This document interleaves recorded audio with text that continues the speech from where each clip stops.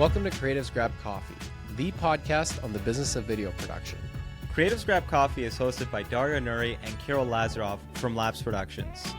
Our goal is to share knowledge and experiences from video production professionals around the world. Whether you're a freelancer looking to start your own business or a seasoned business owner aiming to scale your company, this is the show for you. Join us as we develop a community of like-minded creatives looking to learn and help each other grow. Welcome to the business of video production. Welcome to Creatives Grab Coffee. Before we get started with the show, let's go over today's sponsors. Do you have a shoot in Toronto? Do you need crew or a strong production partner to help you with your project? Lapse Productions is one of the top production companies in Toronto and your go-to video partner. With our strong creative skills and extensive network, we can help you achieve your goal. Lapse Productions is able to offer you production services, white label services, or finder fees for project handoffs. Reach out to us on our website at lapseproductions.com to learn more. My name is Miran. Welcome to Canada Film Equipment. We are a boutique rental house based in Toronto. We are here to help you guys out with all production sizes. Feel free to contact us to get a quote if you are a production house and you're looking for lighting, camera packages, or lighting and grid fan packages. You can see our contact information in the link below. We are more than happy to help you guys out. Make sure you follow and subscribe to creativesgrabcoffee.com. Thank you.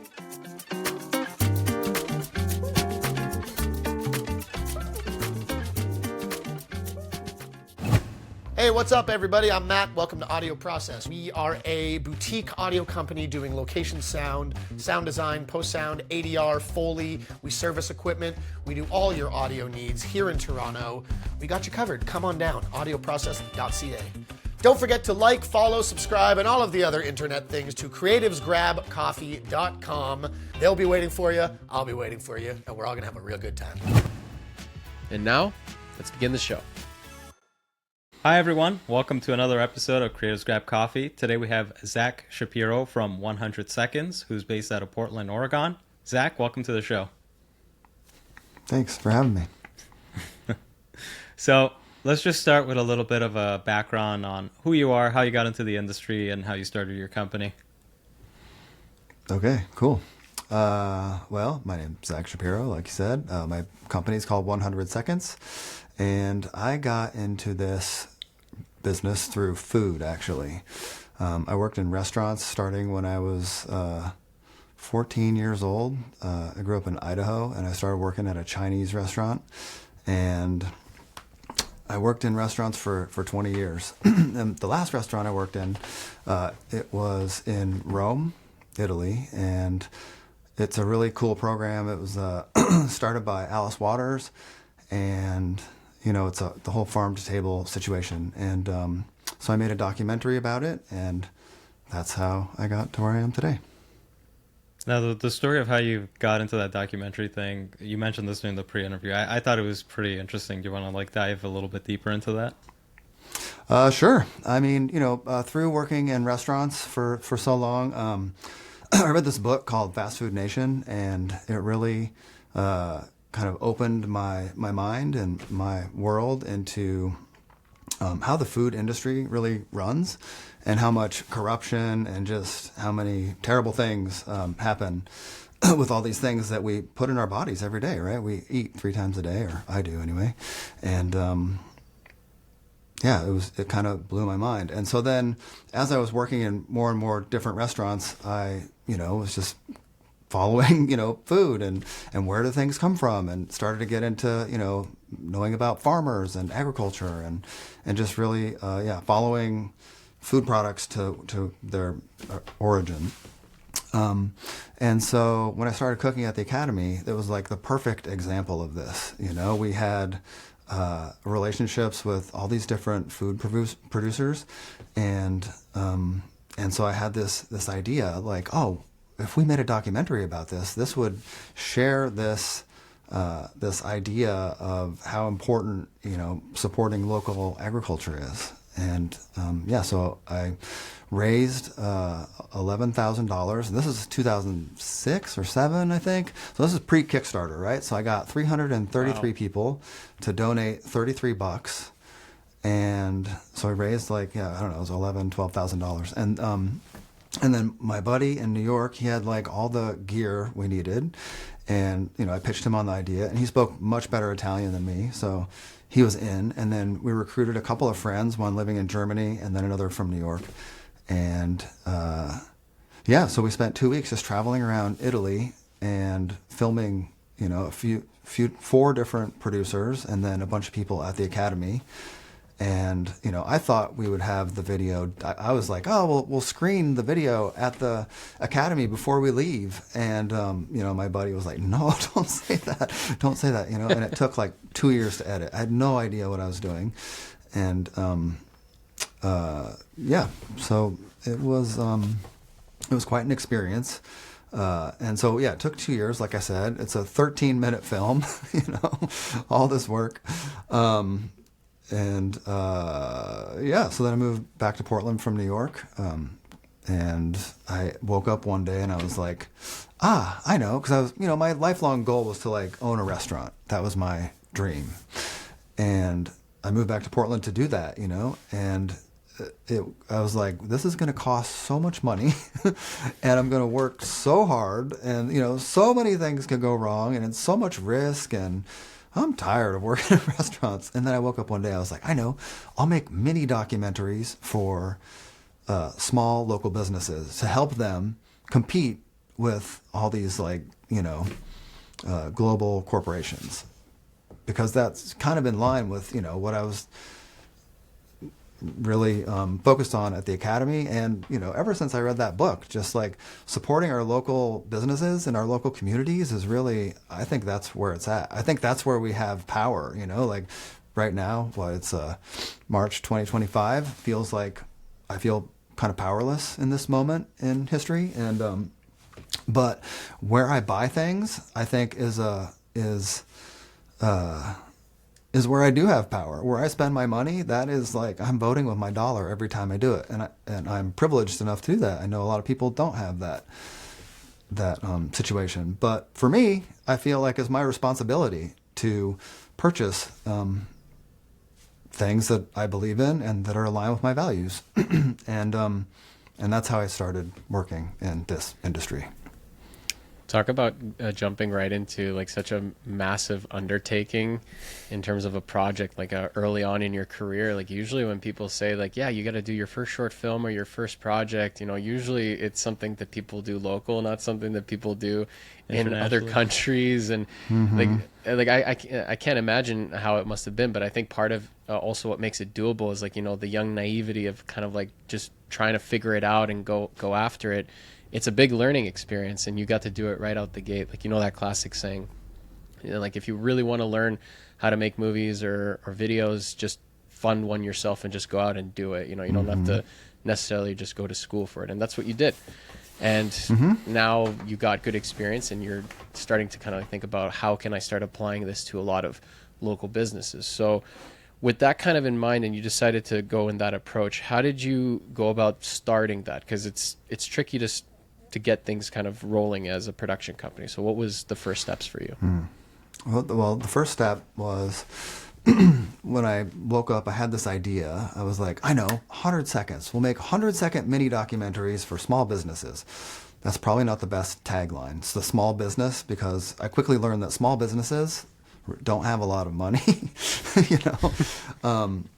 But I still love small businesses. Anyway, so how did I go about it? So what I did was I made 5 videos. I offered, I was like, okay, well, I'll make 5 videos, $500 each video. And so my friend was like, oh, my buddy's got like a website development company or whatever. And I was like, okay, cool. Well, tell them I've got this deal. And so they were like, oh, $500 for a video? Great. So here's 5 clients, you know. And so I made these 5 videos, and then I took those videos, you know, because I'd lived in San Francisco and New York and worked in restaurants there, you know. And so then I went I took my 5 videos, I had my portfolio, I went to San Francisco, and I showed a couple of my friends there who have amazing businesses.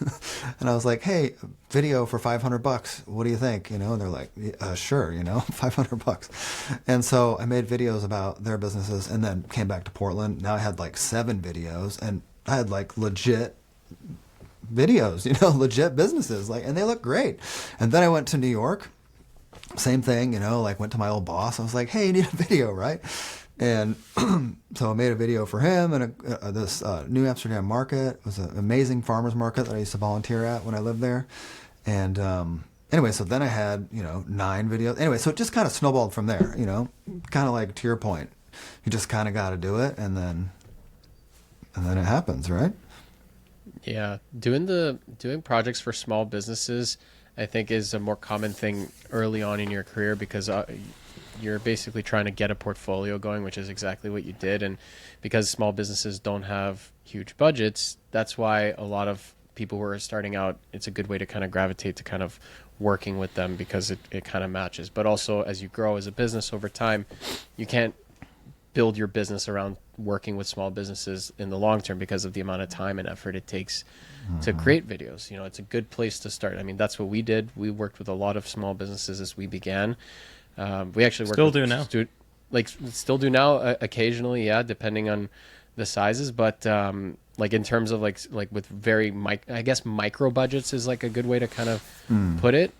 Like everyone has to start there. So how did you kind of then progress further? Like once you've built up your portfolio, did you do anything to kind of differentiate your business? Were there any certain kind of like strategies you did in terms of like finding new business? Like how was it for you? Well, I started 100 Seconds, you know, 15 years ago, and there weren't quite as many. I mean, like we were talking earlier, you know, before we started this about you know, technology. And back then, you know, I mean, my first camera was a 60D and a 17 to, oh gosh, what lens 40, is that? 35. I think it was 17 to 56? 40. I think it was like was it 17? Anyway, okay, it was 18 to, it was some weird number. Anyway, it 18 to matter. 55, that's what it 18 to was. 55. Yeah, that's Yeah. it. That's the one. That's the one. It's kind of plasticky, but Yeah. like still Yeah. F2 throughout. Anyway, or 2.8. Anyway, so what were we talking about?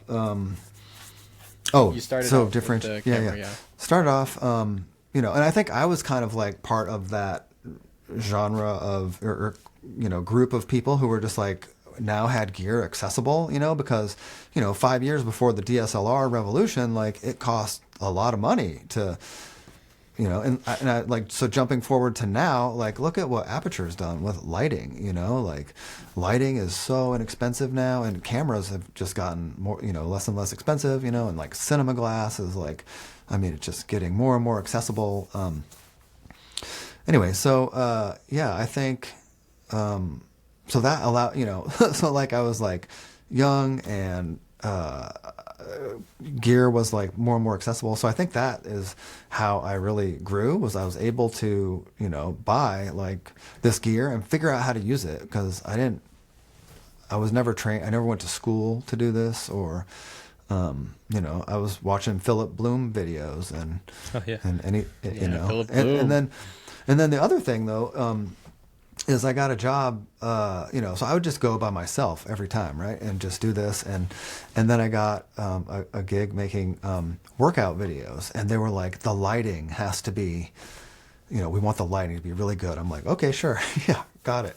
You know, I don't know anything about lights, you know, so I like had to find somebody who understood lighting, and that's kind of when I started to understand, yeah, how to make things like look really good, because they pushed me to do that. And then I started and then I needed more people. And so I started working with other people. And so I started hiring people who, you know, work on commercial sets and work, you know, in this industry. And so that's really how I learned, is by hiring people who knew a ton more than I did. And, you know, that combined with like gear becoming more accessible, I think that really like opened up a lane for me in 100 seconds, 14 years ago. And what was I going to say? Yeah. You mentioned Basically- something interesting there, which was, your clients kind of forced you to become better. And a lot of times we think about it in terms of like, oh, we have to, learn how to get better at sales to be able to grow the company and everything. But the other part of that equation is also like the clients pushing you to help them with their needs, and that forces you to grow as well, right? Like, and I mean, we notice it every now and then where like some client requirement comes in, or like, partway through our pre-production process, they'll mention something and we're like, oh, okay, we can start implementing that into our workflow, and it helps you become better. Or like, sometimes they just need a particular type of video and you don't know how to do it. So you just have to like learn how to do it. Otherwise, you don't want to lose the project, right? Well, yeah, I mean, that's how I used to be, but I've kind of stopped doing that, because when I try and do something I don't know how to do, it ends up costing me money. And also, that's not really my jam, I've discovered. Like, I'm more into like working with real people and connecting with people, like helping people who are not actors, just nail it on camera. So I just want to help people look good and, give a great performance, if you could call it that. And that's really what I'm focusing on now. So you mentioned a niche earlier, and I think that's where I've gravitated towards, because there's so many different types of video production. There's animation and, commercials and, 30-second spots. And then there's the whole social media thing that, the like one person show with the, the influencer and all the, So I'm like, okay, well, I can't do all of that, right?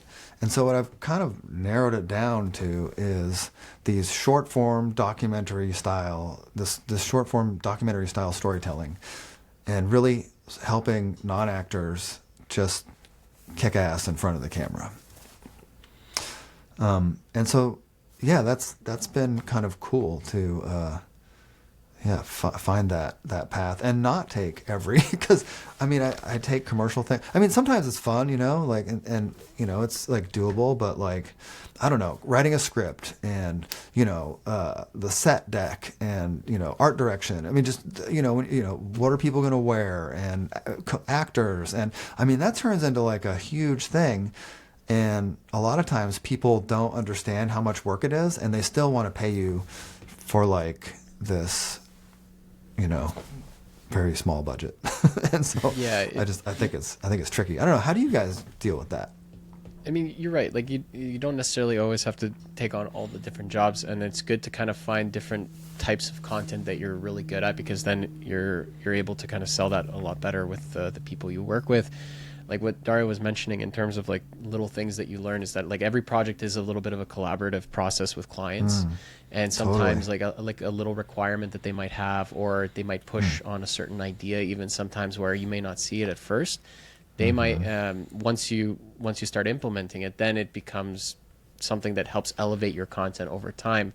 And that's probably how you even learned how to work with like real people, and that became like your focus, because you started noticing how with some clients, like they would try to kind of script things a little bit more, like to do the classic teleprompter kind of style where you're reading a specific script, and it's not always the most engaging content. And you've learned pretty much, what if we started doing something a little bit more real with interviews and like actually filming people as they work.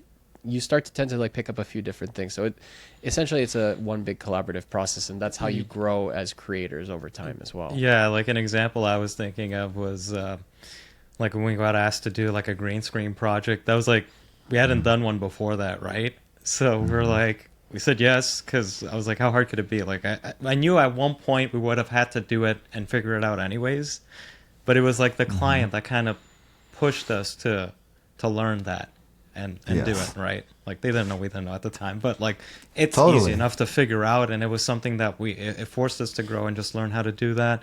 For example, with animation projects, it's just been a matter of like fine tuning our our animation process. So something that came up recently, for example, was the fact that if there was the potential to have to do like a major course correction, then we should have kind of let them know about a contingency budget beforehand. So Carol and I had like a light bulb moment where we're like, absolutely, you're right. Next time we're going to include that in our process, right? Because we've had, contingency budgets in the past, but I don't think we've ever used it, so we kind of just forgot about it and stopped implementing it. But that kind of brought up a good point, and that kind of helps like solidify like our process a bit. So sometimes it's skill related, sometimes it's just about your process.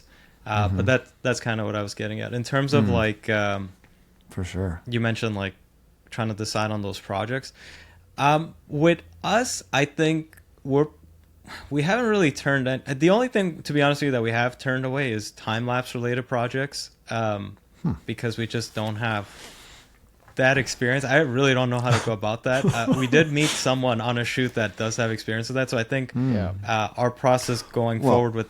Sorry, go ahead. No, I was just going to ask, well, I mean, what was it about that made you decide not to chase that and figure it out, you know? Because it's not a short-term project. That was like my main concern. I'm like, okay, so we're going like into like a time lapse of like a flower. No. So like construction projects. Yeah, because of our got our business name, Lapse Productions. Every now and then we'll get a couple times a year we'll get inquiries from construction companies for time lapse related content, and it's not a short thing because sometimes they need like.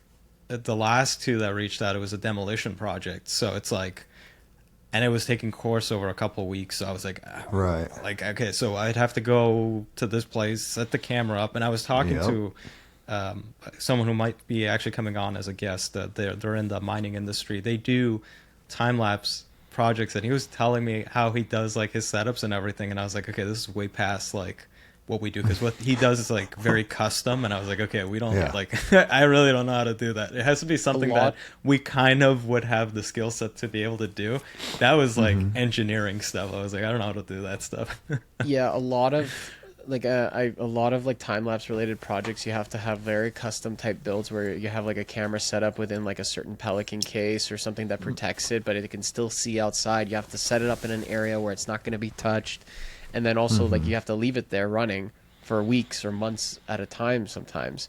And also, I'm just thinking about it, I was like, I don't know what it's going to be until I see it at the end of like 6 months. He built like a custom PVC pipe. If he comes on the show, I'll have him explain his process. But going back to what you were asking, in terms of how we go about that stuff, if it is, aside from like the time-lapse related stuff, if it is like a commercial project where we do need like more help, the way I would go about it is just bringing on another production company as a partner if it's like our first time on like a major thing, right? Because that would be like an easy way to still get the project, still do a kick-ass job, and then learn at the same time from someone who's already done it as to what the process should be. Then after that, if we feel comfortable enough to handle it ourselves, I would tell Carol, let's just handle it ourselves. But I know for like major projects like that, it's not that easy. I mean, we've helped a couple of our podcast guests on commercial type projects here in Toronto, and like we were only like a small component of that, but seeing the whole picture, I was like, oh, this is like a whole different like landscape. Oh man, yeah. I've ended up on a couple of those as well. I mean, we have a few shoe companies here, and I don't know, and I mean, there's some shoe companies here, and and they have. I mean, I've never seen anything like it. Like 80 people on crew. You're just like, what are 11 people in G&E? I'm just like, how does this work? Anyway, yeah, it's wild to be part of those productions for sure.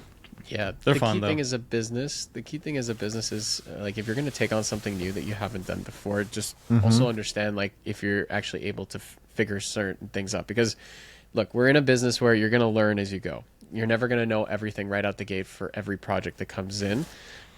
So you're going to have some type of growth over time. Like over time, you learn how to light better. You learn how to shoot better. You learn how to set up things better. Those are like small portions. But if it's something that's completely out of your scope of skills, yes, bring on other people that can help execute. This is why we hire freelancers a lot of the time. And, like you're not going to be a business owner that runs everything by yourself. You need other people who who may be better than you in certain aspects like editing or post, and it's good to bring in that talent that not only do you learn from them, but you also can trust them, right? And this way also helps you work with more and more clients over time. Yeah, I guess what I've discovered from doing that is that this is the type of work that I really like. Like, I don't know. Creating something out of nothing is not where my passion lies, you know? I'm really passionate about connecting with people who work somewhere and love what they do. And they're that technician or that entrepreneur or that, you know, genius who just loves what they do. And they have something really special to share. And that's what I'm really interested in, you know? That's what I've learned throughout the, 14 years of doing this is, I just really like connecting with people and building relationships and then capturing all of that on camera and making it look really cool. So you mentioned kind of like the style of video that you like to create. What about like the industries? Like I forget, I mean, it's been a while since we've been in Portland, but like what kind of industries are there? And like what kind of industries have you gravitated towards? Ooh, well, there's all kinds of industries here. I mean, like I mentioned, I think there's like the shoe companies just keep coming, I think, because, because there's a talent pool here, I think. And so, they're just like, oh, well, if we go to Portland, then there's like, all the people who used to work at the other shoe company and they can help us and they have all this experience. And so anyway, I think Allbirds is here now, which is really cool. They're a B Corp and they make comfy, sustainable shoes out of wool. Anyway, what else do we have? We have Intel. That's a huge thing here. What else is going on? There's a lot of small businesses. It's kind of like a real small business hub, Portland. There's a lot of DIY. There's a lot of makers, I think there used to be, at least. I think there's less now, but. What are makers? Makers, people who make things like jewelry or woodworkers or, metal workers, metal fabricators. People make bike wheels or, anything. Like people just make things here, which is really cool. I love process videos. That's one of my favorite videos is to make process videos. Also food. There's a huge food scene here in Portland, but I think food is kind of tricky as far as like budgets go, there's not a lot of money in food, at least, it's kind of tricky. What else do we have here in Portland? Portland has a ton of B Corps also. We're a certified B Corp, and that's a pool we love to swim in, the B Corp pool. People who are companies that are committed to making the world a better place, and so, yeah, there's like 200, I think, in Portland, which is, up there as far as cities go for the amount of B Corps. So all types of companies. By the way, this wasn't planned to our listeners, like B Corp company back to back. This was not planned. Yeah. Just coincidence. We're taking over. It is seeming like as we kind of dive a little bit more into different companies, as we mentioned in the last episode, it's more of a West Coast thing. Yeah. As we start interviewing more people in the West Coast, that's like a bigger trend that we're starting to see kind of grow, and that's one thing that they were talking about. But I don't even think it's a trend that's growing. It was already there. We're just discovering it. Or we're growing in our minds, maybe. It's still growing. I mean, it's still growing. Actually, they had a B Corp conference was in Toronto a few years ago. I got to go. It was pretty fun. But that's how, that's an interesting story, I guess. How we became a B Corp is, I started seeing B Corp logos on things, that I was purchasing. And then my buddy, a person I would work with often, he was looking for shooters or people to help film this B Corp event. It was the big B Corp, the annual event is called the Champions Retreat, and it was here in Portland. And he got hired by an out of town company to be one of the camera operators, and he. It was like, yeah. So anyway, so I ended up being a camera operator on this job with like 4 other people, and it was capturing content at the B Corp Champions Retreat in Portland. And I was like, I wonder if we could be a B Corp, why can't we do this? And so I asked like a random person at the event. I was like, hey, I've got like a small business, it's just me. I don't know if I had an employee at the time. I can't remember. And they were like, of course, yeah, you can, solopreneurs can be B Corps too. And I was like, oh, okay. And so then, I started just filling out all the forms. It's really hard. And it was just kind of one of those things. It was really cool because it's called the impact assessment, and it kind of shows you a way that you can really make your business, more sustainable, more socially and environmentally responsible. So it was kind of a roadmap. We were already doing a lot of things, but we definitely learned a lot of new things that we could do to be a better company.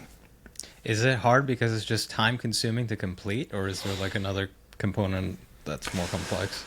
It's time consuming to complete, and also it is the documentation is tricky.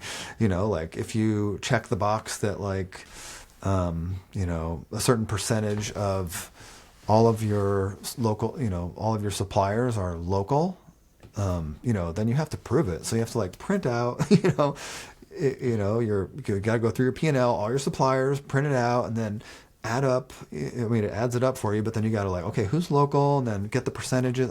That's just one little thing, and you might get like, I think that's a big one actually. I think you get like 2 or 3 points. And you got to get 80 points, and it's just really hard to get those points. It's not easy. I wonder if ChatGPT might make it a bit easier to complete. I'm curious about the B Corp thing. I think I might have us sign up for this year. Let's see how it works. They're changing the way you become a B Corp. It's been the same for a long time, and I think they're implementing a new. I'm not sure. I haven't seen it. I'm recertifying right now, and so I'm the last group, I guess, before the new standards come into play. But if you go to bcorp.net, I think you can check out anybody can go and look at the impact assessment, and you can kind of you get a really good idea of how it's set up right now. But that will change. But you can check it out. Yeah, we're checking it out. I think this year, we'll see if by episode 100, we'll, like when you do, like, does it take a while after you submit your application for it to get processed, or, it takes a while because they got to go through it. They got to a lot of pretty people, backed up. There's a lot of they people. have to check all these people, and not everyone's going to get it. So it's like someone who didn't do their paperwork properly, probably that. And yeah. So we'll let everyone know by the end of the year if it went through. This is the second time it's come up, so I guess it's a sign for us to test it out and see how it is. Have you noticed? Sorry, go ahead, Kirill. I'm just curious though, because you mentioned something about like it's good to buy local and everything. So as a small business, sometimes you need to get things last second and immediate. Like from Amazon. Does that not help you at all? No, eh? So that's I don't have an Amazon. Wow. Okay, that's good to know. I buy. All my cameras I've purchased locally. I've bought like 7 cameras, I think, and there's a Canon dealer here. So my C500 Mark II, I bought that locally. I bought my C300 Mark II, C300, yeah, all of them. We have a Pro Photo Supply here. They have, the prosumer stuff. They have professional stuff also. But I buy my lights. Sure, some things I buy from B&H. I'm not like 100%, buying every. But I buy a lot of stuff here. When I buy my stands and stuff, I go to Gearhead and I want to support them. And all of my G&E stuff, a lot of it's come from Gearhead. I think I bought a sky panel from them. Yeah, we do the same as well. Like most of our gear is actually locally sourced because, again, we also have a Canon rep, and we get really good pricing through them rather than going through like one of the retailers. The only stuff we usually buy from other places are like small things, like if there's small rig stuff that we need, accessory. Like it's cheaper to get it through Amazon than through their website, so we just use it. We just do that. Maybe some of the miscellaneous stuff. A lot of stuff's just not available here, that's what I mean. LA, You know, I can't buy like my Flanders Scientific monitor. Like, where are you going to buy that in Portland? Like, nowhere. Yeah, no, there's a lot of like pro gear that is not, you can't just get it at any store, right? So sometimes if there's something very Some specific, back order. yeah. Oh, that's the other thing, stuff that's on back order. Oh, So, yeah. yeah, that's just one thing I guess for listeners who are curious about. It's like you gotta see what you can do locally, and then if it's something that you can't, then look elsewhere and stuff like The that. local deals are usually better anyways. It's just we're Yeah. forced to go outside of the area because of, just lack of product. But before we end off with B Corp, I'm just curious, have you noticed like a pretty big like influx of, like, have you noticed that it's affected your businesses in a positive way? Well, let's see. Being a B Corp, it used to be really well. How does it affect my business?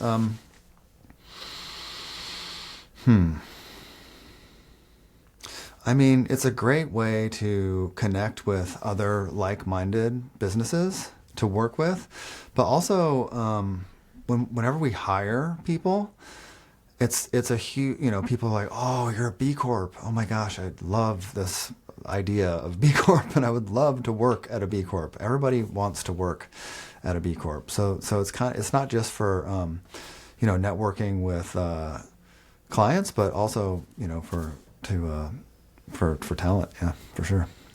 I never thought of it like that, where having that certification might attract a certain type of Employee. employees or people who want to work with your business, not just clients. We're always thinking about, I guess, like side. one of the biggest concerns for for businesses typically is like, how do I make myself more attractive to clients, or how do I network and work with other people to build new business? And I think it is a challenging thing in terms of like trying to find new ways to attract certain talent even, and that's definitely a new one that you can add to your pool. It's like, hey, if you want to work with other people who have the same values, it's a good way to kind of quickly filter through in terms of people who want to work with you. Totally. Let's go back to the restaurant thing. I want to see, like, you have a pretty big background in working in restaurants. Are there any skills that you feel translated from that to being a production company owner? Oh, well, you may know in the restaurant industry, people tend to have quick tempers.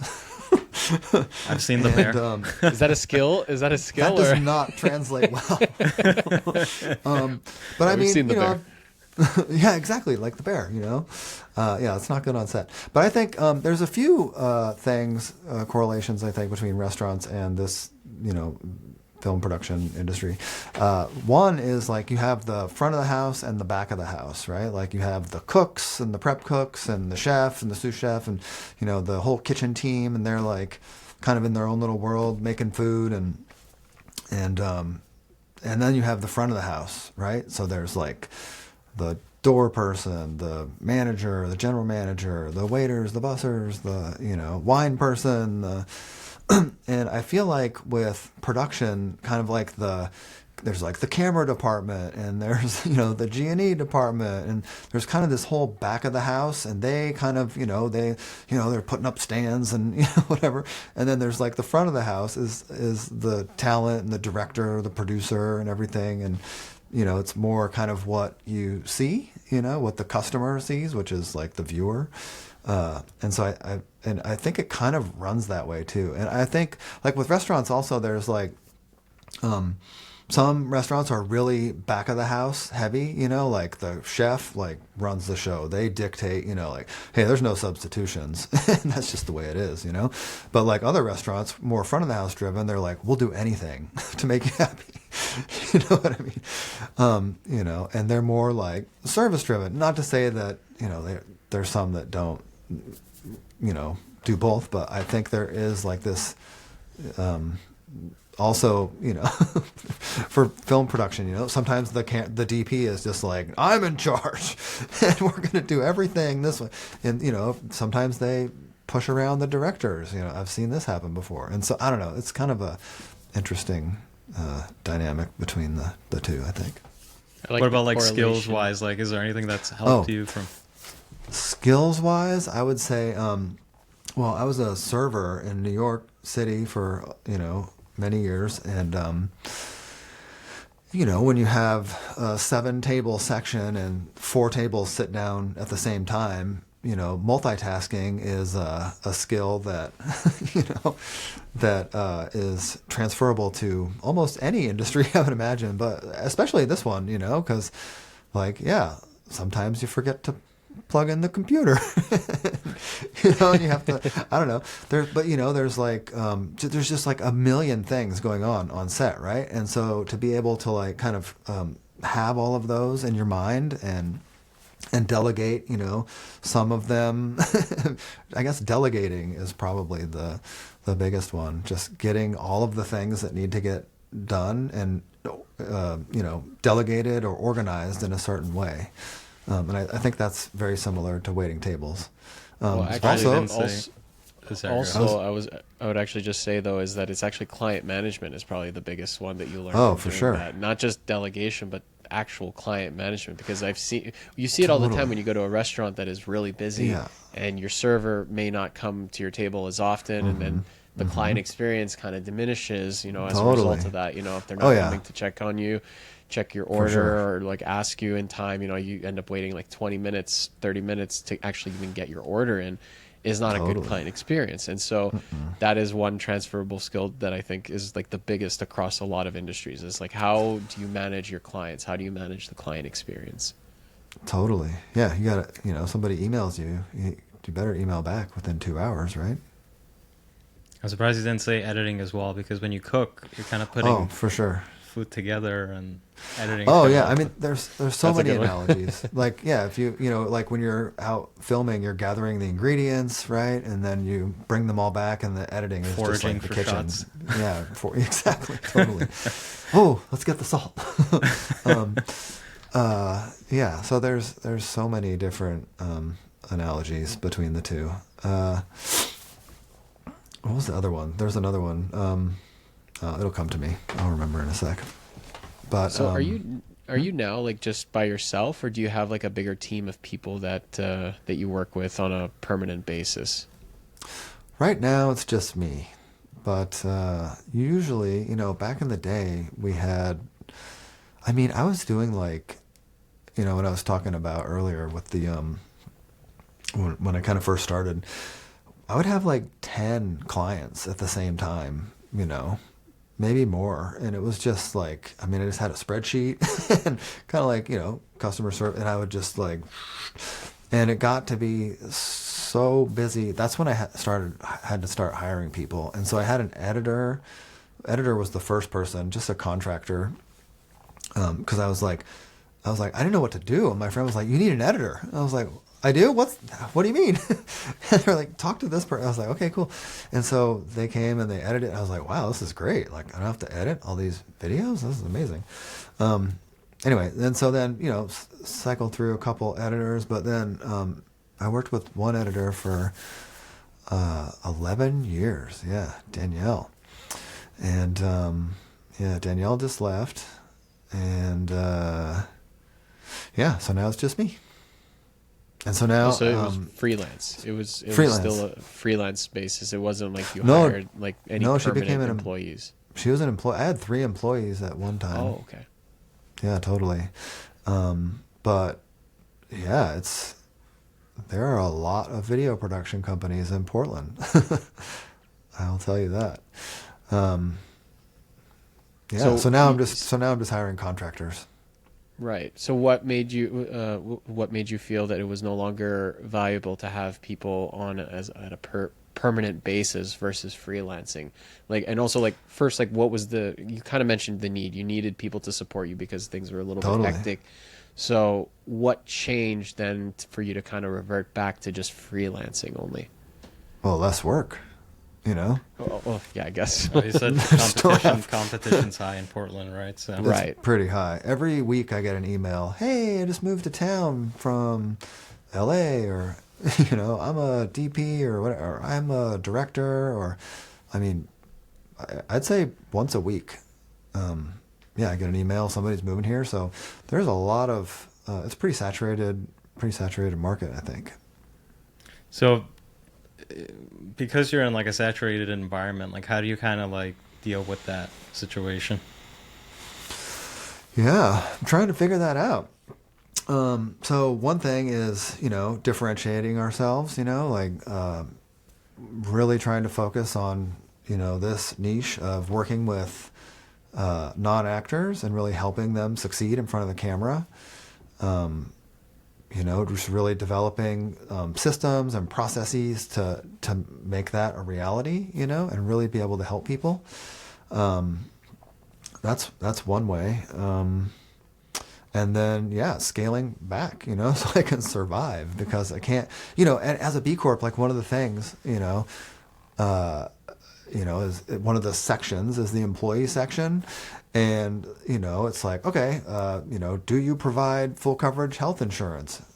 So we provided full coverage health care, which is very expensive, especially when you have 3 employees.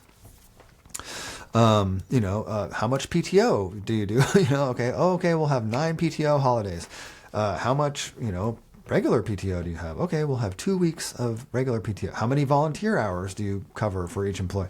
So it's just like, so I was like so focused on I was like, okay, well, I want to make the best business ever, so I'm going to have all these benefits. And then all of a sudden I had like these employees that were very expensive because they had all of these benefits, and then all of a sudden work kind of went down a little bit. So, it's quite the balancing act, and so that's why we don't have employees anymore.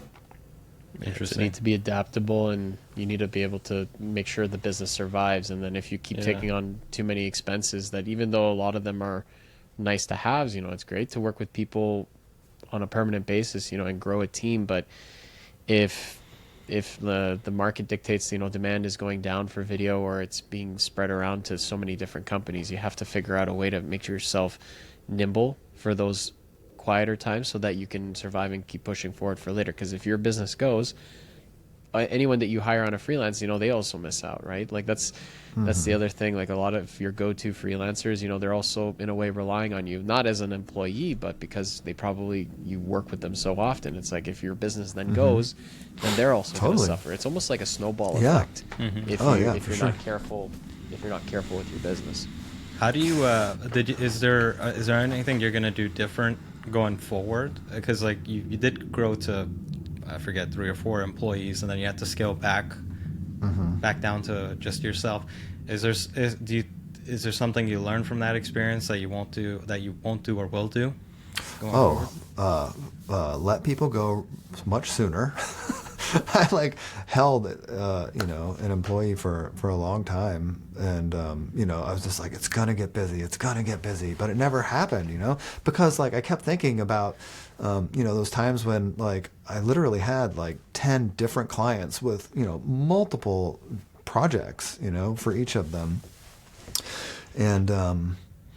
and so I was just like, oh, but if that happens again, I don't want to because then you have to train somebody, and the training is takes forever. And anyway, but so I would say letting people go sooner. I don't know, this contractor model seems to be working out pretty well for now. Also, it's kind of really it's allowing me to figure out what the next step is for me, and what the universe has in store for me and 100 seconds.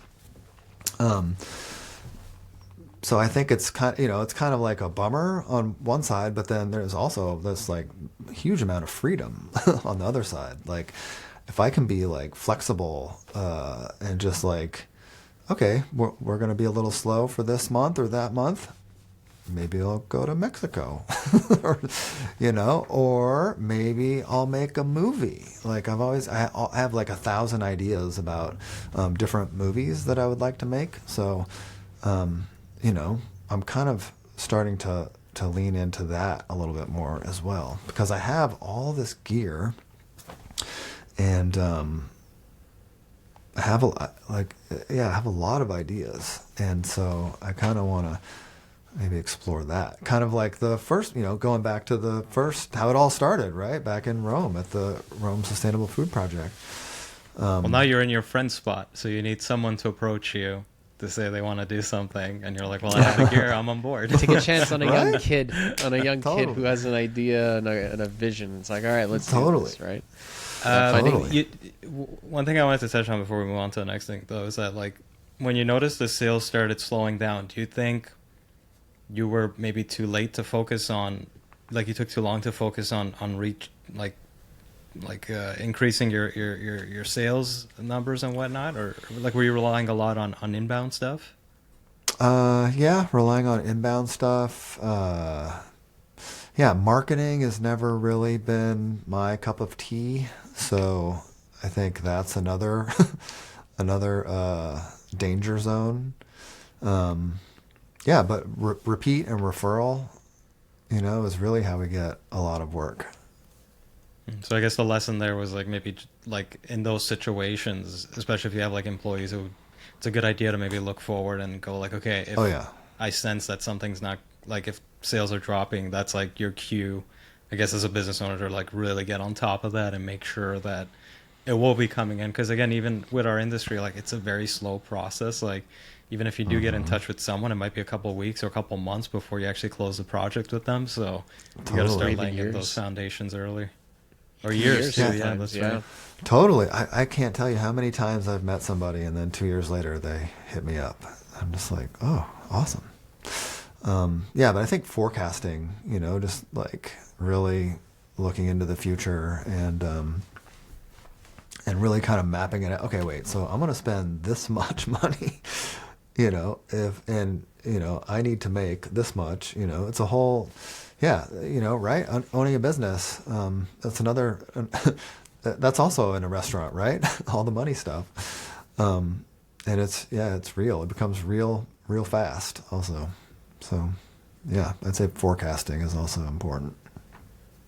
Yeah, and that's a tough one in our business. Yeah, it's very hard to forecast. We've opted to stay pretty lean and nimble because, again, like it's per project business, and we haven't gone to the stage yet where it's like we know exactly like, oh, this is coming in for sure, guaranteed every year over year. So taking on employees with the costs associated to it, because it's not just like if someone's getting paid $50K a year, it's $50K to them, but for the business owner, it's like way more than that. So totally. We've always been pretty hesitant on that front, and so far has been the right move, especially with the way the economy has been going back and forth over the years.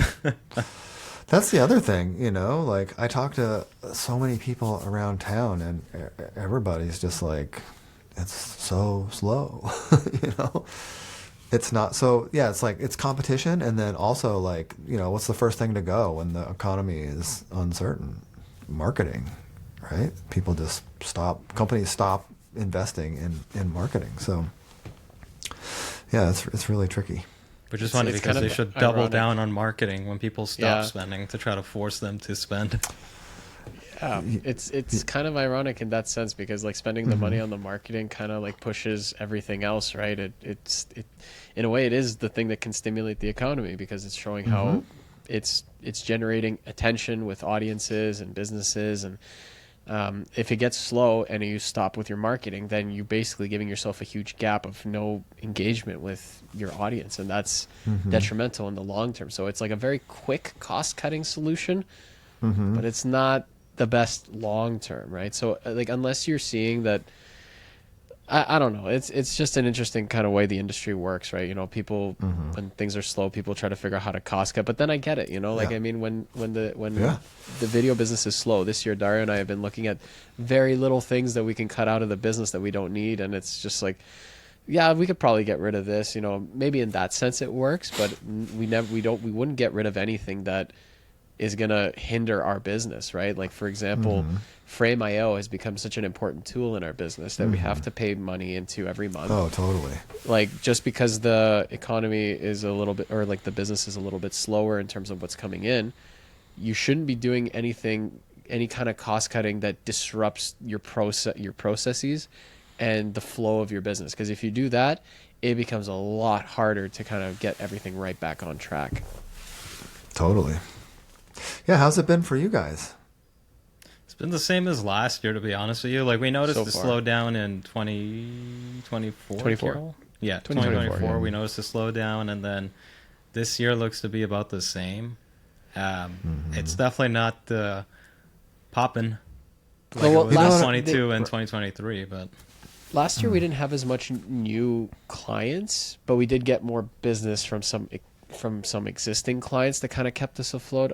I noticed there was a little bit of that, like in terms of like the revenue drop, but I guess our profits kind of stayed pretty steady. So we've had a steady. our kind of gross year went last down, year. but our profits stayed the same, which was good. Yeah. So Then it's all good. yeah, so it worked out. Like the bottom line, it was fine, but it's still like concerning to see, because like the only reason the profit stayed the same while the revenue went down is because, you know, as you grow in your business, you start figuring out ways to kind of maximize and make your projects more efficient, so that way you can get more out of them and then like get and work with more clients as a result. But it's, yeah, like when things get slower, it's like, okay, you know, it's still concerning, right? And this year we have started off pretty decently, I would say, similar to last year. Like we've had one particular client that comes every year in January typically, and like that doesn't always happen. There's like you might have one or two here and there, but it's not enough to forecast an entire year, like you guys were saying, you know, in terms of hiring an employee full time. We have like the set team and the set resources ready to go for that project every year, so we're all good on that front. So there's no need to kind of go a little too hardcore in terms of getting people on a permanent basis. Yeah, but in terms of like, for us, I think last 2 years we weren't really focusing too much on sales, or like technically last year we weren't focusing too much on sales, and this year we will be focusing more on doing more outbound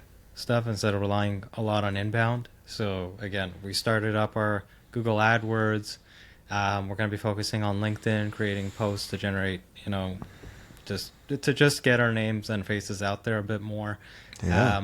And we will be focusing more on niching down this year. So I think for us, like healthcare and finance seems to be two industries that we tend to do a lot of work in. So we're like kind of micro niching down, and like for healthcare, we'll be micro niching into a specific industry because we're starting to get a lot of clients from that particular one.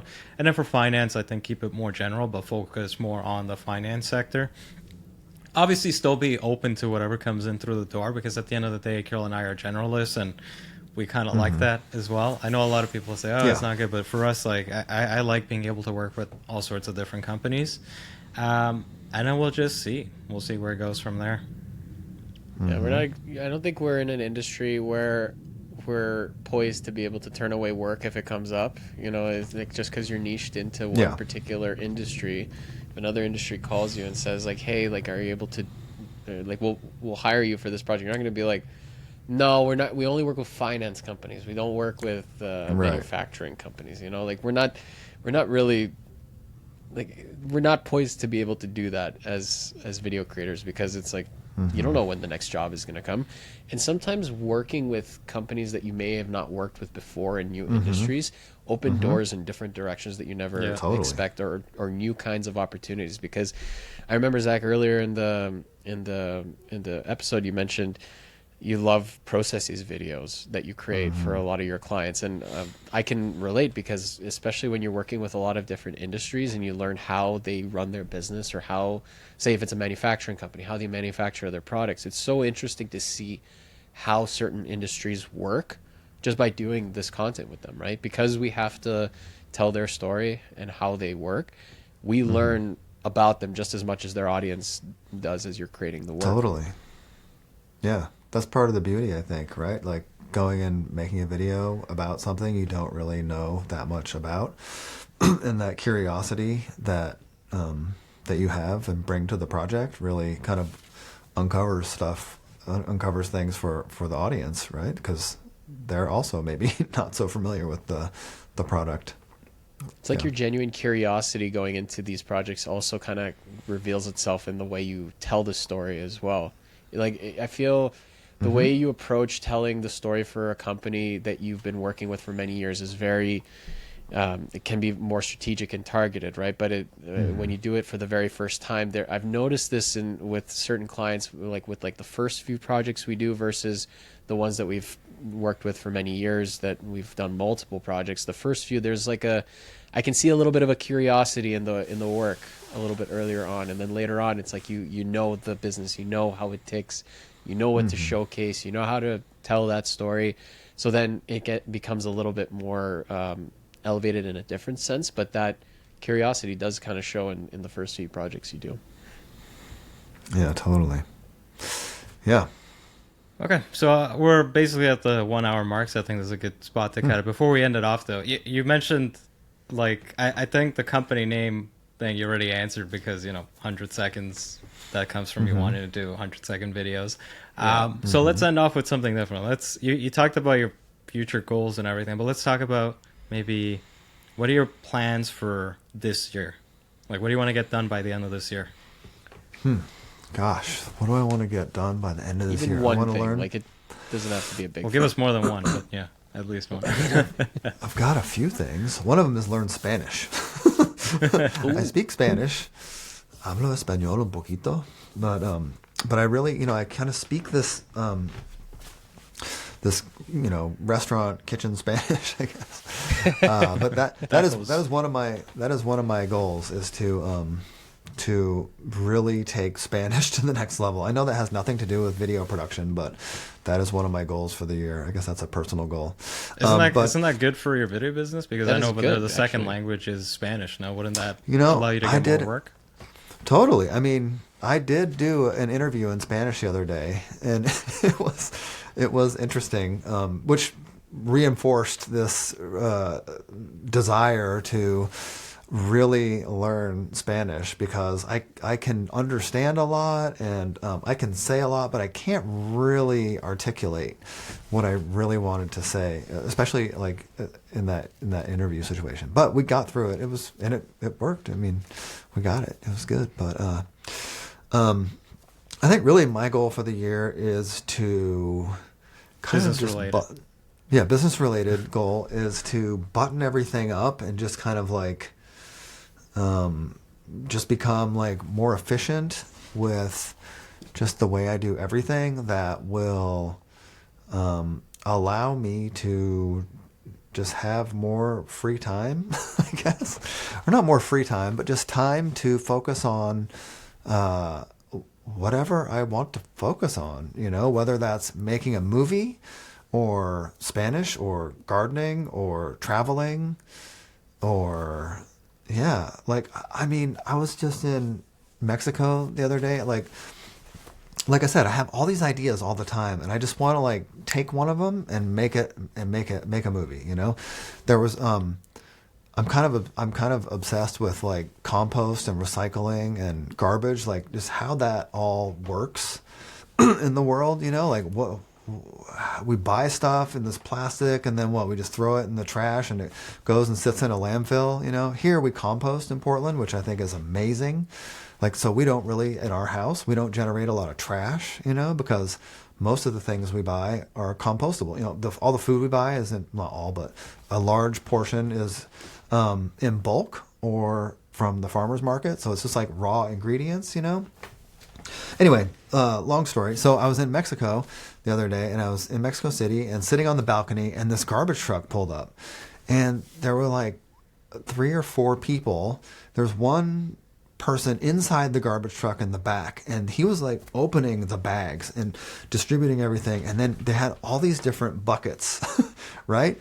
And they were throwing the plastic bottles over here, and then all the paper, cardboard went over in this other one, and they were manually sorting all this garbage. And somebody else was bringing things out, and then they'd open up a bag, and I was just what is going on? This is amazing, So it just got me thinking. I heard I don't know, I heard this podcast once about how they do garbage in Taiwan, and I think I may miss this, but my understanding was you have to, for everything you want to throw away, it has to go into a specific bag, and you have to buy that bag. And the truck comes every day or every 3 days or something. And in order to throw anything out, you have to put it in the proper bag. And I was like, wow, that's pretty cool. So then it got me thinking. I was like, oh, what if we did like a documentary about how people deal with garbage around the world? Oh, that's interesting.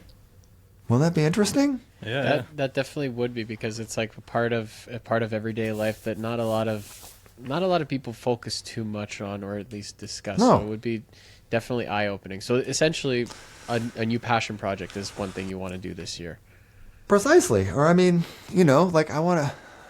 I'm like pushing this rock up a hill. I'm like, Yeah. Well, what's a different rock I could push up a hill? How about a garbage documentary?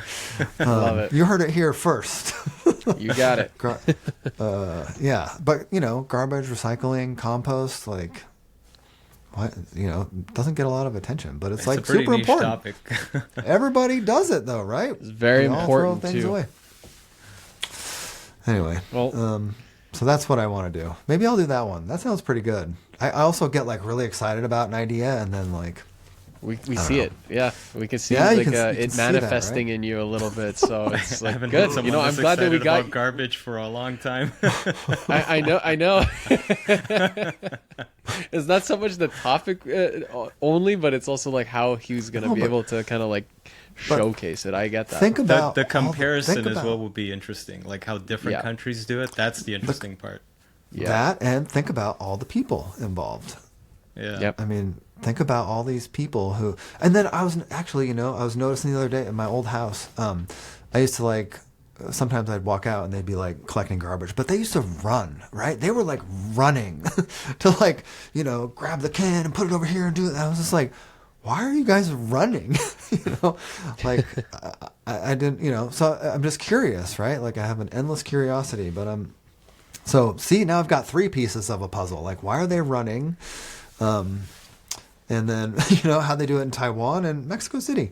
And also there's a B Corp garbage, waste management company here in Portland. And, they're like, they have the first electric garbage truck, so there's all kinds of angles for this, I think it could be really fun. Is it self-driving? Not yet. There goes that Maybe. job. Yeah. Right. In 2 years, who knows, man? Who knows what's going to happen? Well, anyways, I think that's a good point to end it. So, guys, if you want to find Zach, go to 100seconds.com and then add him on LinkedIn at Zach Shapiro. And what about your social media? You got anything over there? What's your handle? Insta. 100 seconds, all spelled out. So at Lovely. 100 seconds. Yep. Yes. Perfect. Okay. Well, ONEHUNDREDSECONDS. Got to spell it out. He practiced yeah, that. he practiced that. Yeah. I've said that 100 times. 100 times? 100 seconds? Exactly. Pops Love it. up all over the place. Well, Zach, thank you Anyways, so Zach, much for joining us, thank man. you. Yeah, thanks so much for having me. That was fun. Appreciate it. Thanks for listening to this episode of Creatives Grab Coffee. Please make sure to follow and engage with us on Instagram, TikTok, LinkedIn, YouTube, and your favorite podcast app. Creatives Grab Coffee is created by Lapse Productions, a video production company based in Toronto, Canada. Creatives Grab Coffee is also sponsored by... My name is Miran. Welcome to Canada Film Equipment. We are a boutique rental house based in Toronto. We are here to help you guys out with all production sizes. Feel free to contact us to get a quote if you are a production house and you're looking for lighting, camera packages, or lighting and group fan packages. You can see our contact information in the link below. We are more than happy to help you guys out. Make sure you follow and subscribe to creativesgrabcoffee.com. Thank you.